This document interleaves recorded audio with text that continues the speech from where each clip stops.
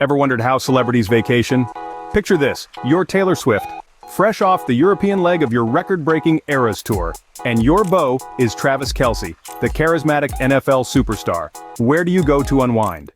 The answer, my friends, is a $21,000 per night villa in Lake Como, Italy.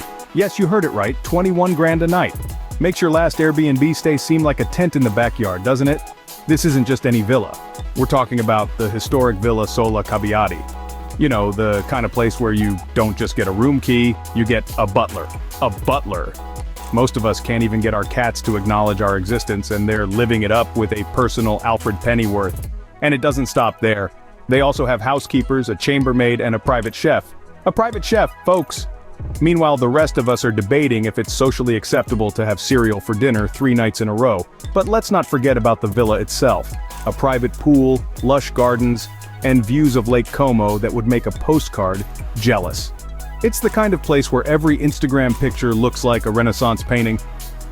So, what does a celebrity couple do in such a luxurious setting? Well, they were spotted having a romantic meal and a stroll in the picturesque town. Speculation about their relationship has been sparked, adding to the intrigue of their European getaway.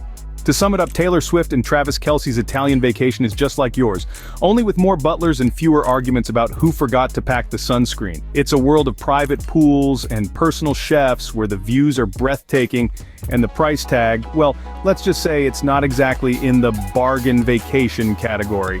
So next time you're planning a getaway, remember, it doesn't have to be a $21,000 per night villa on Lake Como. But hey, it doesn't hurt to dream, right? Well. If you thought that the art world was all about pretty landscapes and serene portraits, then King Charles III's recent portrait is here to shake things up. With hues that have been described as hellish and likened to a radish, this portrait has stirred the pot, and how. Jonathan Yeo, a self-taught British artist, is the man behind the controversial artwork. He has depicted King Charles in a light that is, shall we say, a little different from the norm.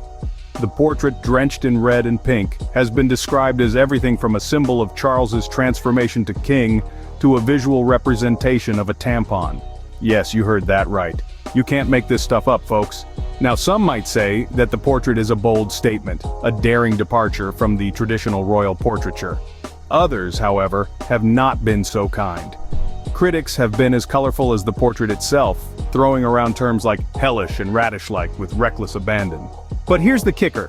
While the portrait has been met with mixed reviews, it's not the only artwork causing a stir. Down under, Australian artist Vincent Namagira's less than flattering portrait of Gina Rinehart has led to an uproar, with calls for its removal from an exhibition. But the National Gallery of Australia stood its ground, sparking a global discussion on the artistic portrayal of the rich and powerful. In conclusion, it seems that the world of art is just as unpredictable and controversial as the real world. One day you're a revered monarch, the next you're a radish. But hey, that's art for you. No matter how you slice it, it's bound to stir up some feelings. And in the case of King Charles III's portrait, those feelings just happen to be a mix of confusion, amusement, and a sudden craving for radishes. So next time you're looking at a piece of art, remember, beauty, or a radish, is in the eye of the beholder. Why did young Sheldon cross the road? To correct the chicken on its flawed methodology, of course. Welcome to the comedy of the precocious Sheldon Cooper, folks. In a recent turn of events, the showrunner of Young Sheldon has explained that the series finale won't focus on George Sr.'s funeral. Now, before you jump to conclusions and start drafting angry tweets, let's dive into the why. Creator Chuck Lorre has always been a master of balancing humor with heart, and it seems he's sticking to his guns for the series finale. The aim here is to maintain the show's positive and hopeful tone, even as we say goodbye to these beloved characters. So, despite the emotional roller coaster you might be expecting, be prepared for a finale filled with hope and laughter. Now, any fan of Young Sheldon will know that the show is a prequel to the epic The Big Bang Theory. It's been a delight to see Sheldon's early years unfold, and the series finale marks the end of an era. Ending the show after 7 years is, understandably, a bittersweet moment, but hey, even Einstein couldn't have figured out how to make a good thing last forever. It's been a wild ride, with the show even topping the charts as the most popular streaming show last December. That's right, Young Sheldon beat out all the competition with a staggering 6.7 billion viewing minutes. Talk about going out with a bang. But wait, there's more. A spin-off featuring Montana Jordan and Emily Osment is in the works, so while we may be saying goodbye to young Sheldon, the universe of the Big Bang Theory continues to expand. It seems the only constant in this universe is change, and Sheldon's unwavering love for trains. To sum up, while the series finale of Young Sheldon may not focus on the funeral of George Sr., it promises to deliver an emotional, impactful end to this cherished series.